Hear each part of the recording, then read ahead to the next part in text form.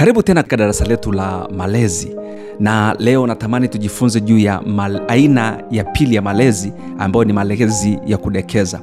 Malezi ya kudekeza ni malezi ambayo mzazi humruhusu mtoto kuamua chochote anachokitaka, na anaweza akihitaji chochote hupewa, na mtoto hana mipaka yote katika eneo hili.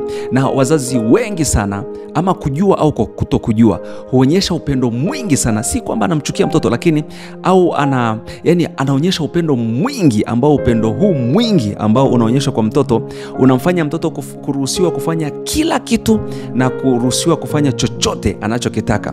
Aina hii ya malezi ni malezi ambayo ina matokeo ambayo si mazuri sana katika malezi ya mtoto. Sasa natamani katika somo hili tuone baadhi ya sifa za mzazi mwenye malezi ya kudekeza. Mzazi huyu huwa na upendo uliopitiliza kwa mtoto wake. Sasa changamoto anayopata aina ya mzazi huyu anapoonyesha upendo mwingi kwa mtoto, inamnyima mazingira ya kuweka mipaka. Unajua, pamoja na kwamba watoto tunawapenda, lakini lazima iwepo mipaka, kwamba ataenda mpaka hapa. Nguvu ya mzazi inaonekana kwa namna gani? Na mara nyingi mtoto anachofanya katika maisha yake ni kuhakikisha, ama kwa kujua au kwa namna yote ile, anatamani mamlaka yote ya mzazi yawe kwake. Yaani yeye awe na uwezo wa kuamuru vitu vifanyike katika familia. Sasa mara nyingi katika aina hii ya malezi ya kudekeza, mzazi anapoonyesha ule upendo mwingi, maana yake anaondoa ile mipaka yake ya kuweza kuzuia. Unajua, mzazi lazima awe na mipaka, kwa maana kwamba kuna wakati anaweza kusema na vitu vikafuata. Lakini pia mzazi wa aina hii hapendi sana kutoa adhabu kwa mtoto wake. Unajua, Biblia imezungumza mambo mengi sana, hasa inayozungumza juu ya kulea mtoto na jinsi ambavyo ni muhimu kutumia pia fimbo kama sehemu ya kumwadabisha mtoto, kwa sababu fimbo humsaidia mtoto. Biblia inasema uondoa ujinga ulioko katika ufahamu wake, lakini fimbo ina nafasi kubwa sana katika malezi ya mtoto. Sasa mara nyingi aina ya watoto wanaolelewa katika malezi ya kudekezwa hawana, kama wakifanya kosa hawawezi kupewa adhabu ya aina yote, ikiwepo pamoja na fimbo au sheria ambazo, unajua, wazazi wengine huweka sheria kadhaa za kusaidia malezi katika familia. Sasa aina ya malezi hii wazazi hawajishughulishi na kuweka sheria au namna fulani ya kuweka adhabu au kitu cha kufanya kumwadabisha mtoto ili afahamu anapokosea aweze kusaidiwa. Sasa ziko athari kadhaa za malezi ya kudekeza. Mtoto anayelelewa katika aina hii ya malezi huwa na changamoto sana katika eneo la mamlaka na nidhamu. Mara nyingi sana hupata shida, hasa anapokutana na watu wenye mamlaka.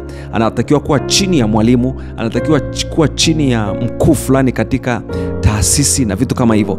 Mtu kama huyu mara nyingi sana, kwa sababu malezi ya kudekeza humfanya mtoto kuamua anachokitaka, hufanya chochote. Sasa mara nyingi wanapata shida sana anapotakiwa kuwa chini ya mamlaka, hasa katika eneo la nidhamu anapata changamoto kubwa sana.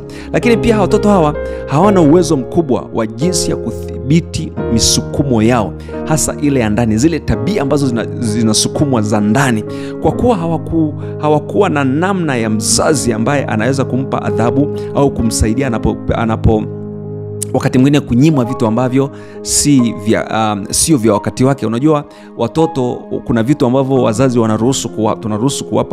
tunaweza kuwapa watoto wetu, lakini kuna vitu ambavyo tunajizuia kuwapa watoto wetu. Sasa kwa sababu hakukulia katika namna ambavyo kuna vitu vya hii kwa sasa hapana, na kuzuiliwa katika maeneo kadhaa, anajikuta kwamba hata anapokuwa mtu mwenye kujisimamia, sasa mtu mzima au kijana, sasa zile tabia ambazo zinamsukuma, anaweza kufanya kila tabia inayojisukuma kwake, anajipeleka moja kwa moja kufanya, kwa sababu hana nguvu ya kujizuia, maana toka mwanzo hajawekewa mazingira hayo. Sasa anaweza kuwa na usumbufu au akawa na tabia fulani ambazo hazifai kwa jamii. Lakini pia wanakuwa pia na utendaji duni katika asilimia kubwa sana, sio wote, lakini wengi wao wanakuwa na utendaji duni katika elimu. Lakini pia hawana matarajio ya uwajibikaji au kuwa watu wenye mafanikio makubwa sana, kwa sababu walikosa nidhamu ya kuelekezwa ili waweze kufanya kwa ubora. Unajua hata Biblia inasema hivi, pasipo maono watu hushindwa kujizuia. Ili uweze kufikia kitu fulani kuna kujizuia. Sasa tunapolea watoto wetu lazima wawe katika malezi ambayo kuna baadhi ya vitu ambavyo lazima tuwazuie, kwa sababu kuna kitu tunataka kukitengeneza waweze kufikia. Sasa aina hii ya malezi mara nyingi sana wazazi hupata changamoto katika watoto wanapokuja kuwa watu wazima, hupata changamoto nyingi sana. Ni muhimu sana mzazi ufikiri na kuwaza juu ya aina ya malezi ambayo unampatia mtoto wako, kwa sababu yanaleta matokeo makubwa katika maisha yake ya baadaye.